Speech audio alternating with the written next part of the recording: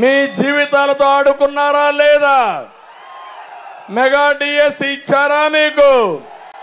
Job calendar పెట్టారా మీకు?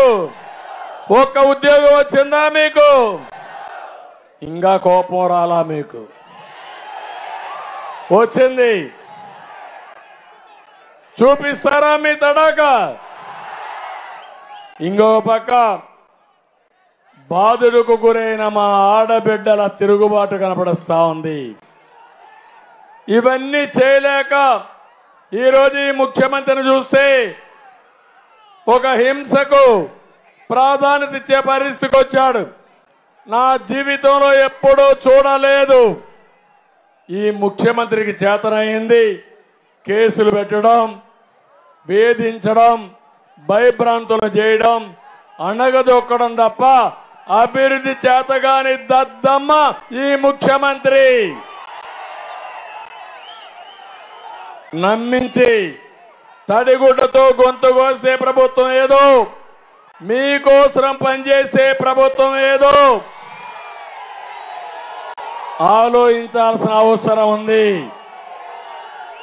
చాలా కీలకమైన సమయం ఇది. 5 ఏళ్లు నరకానికి, సంక్షోభానికి, సమస్యలకి, కష్టాలకి చెక్ పెట్టే రోజు ఏ రోజు? మే 13వ తారీఖు. జ్ఞాపకం పెట్టుకోవాలి. ప్రతిరోజు 45 రోజులే టైం ఉంది. సమయం లేదు మిత్రమా. హుషారుగా ఉండాలి. కౌంట్ డౌన్ ప్రారంభమైందా లేదా? ఇక్కడే నాకు ప్రాణ సమానమైన తెలుగుదేశం పార్టీ కార్యకర్తలు, నాయకులు ఉన్నారు, జన సైనికులు ఉన్నారు, బీజేపీ నాయకులు, కార్యకర్తలు ఉన్నారు. అందరి ఆలోచన ఒకటే, జగన్ ఇంటికి పోవాలి, రాష్ట్రం బాగుపడాలి, మా యువతకు ఉద్యోగాలు రావాలి. నేను అడుగుతున్నా మిమ్మల్ని అందరినీ, సైకో పోవాలి,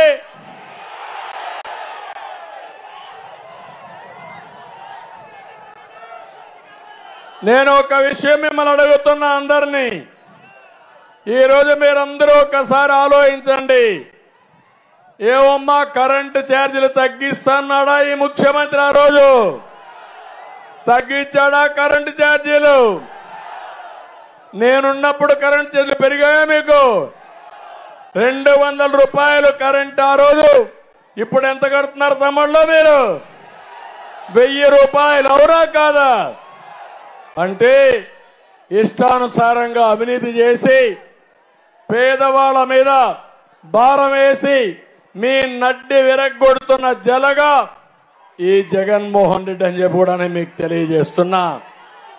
ఇంకో పక్క రేపు ఓటింగ్ పోయినప్పుడు మీరు గుర్తుపెట్టుకోవాలి, 5 ఏళ్లు కరెంటు భారం ఎంత పడిందో ప్రతి ఒక్కరూ ఆలోచించుకుని, నిన్న మొన్న చెప్తున్నాడు ముఖ్యమంత్రి, ఒకటే చెప్తున్నాను నేను కూడా, ప్రతి ఇంట్లో కూర్చోండి, భార్యాభర్త కూర్చోండి, మీ పిల్లల్ని కూర్చొని పెట్టండి, పెద్దలుంటే వాళ్ళతో మాట్లాడండి, మీ గ్రామంలో చర్చ చేయండి.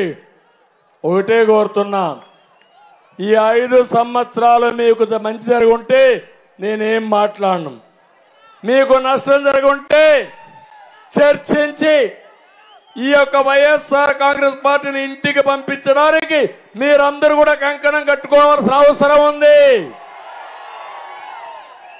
ఈ ముఖ్యమంత్రి పరిస్థితి 10 రూపాయలు ఇచ్చి 100 రూపాయలు దోచేసుకునే ముఖ్యమంత్రి.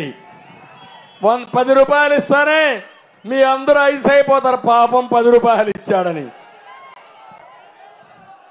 ఎడం చేత్తో 10 రూపాయలు ఇస్తాడు, కుడి చేత్తో 100 రూపాయలు లాగేస్తాడు. అదే ఉదాహరణ నేను చెప్తున్నా. ఏం తమ్ముళ్ళు మీరు చెప్పండి, ఆర్టీసీ రేట్లు పెరిగాయా లేదా? ఇంటి పన్నులు పెరిగాయా లేదా? పెట్రోల్ డీజిల్ పెరిగిందా లేదా? చెత్త పన్ను వేశారా లేదా? ఎప్పుడన్నా ఈ పనులు ఉన్నాయా? ఎప్పుడైనా ఉన్నాయా అని అడుగుతున్నా మిమ్మల్ని. ఏమమ్మా అన్ని ధరలు ప్రీమియం అయిపోయినాయా? మగవాళ్ళకి ఏం పెడుతున్నారమ్మా మీ ఇంట్లో? వంట చేయాలంటే వంట నూనె పెరిగిపోయింది, బియ్యం పెరిగింది, పప్పులు పెరిగి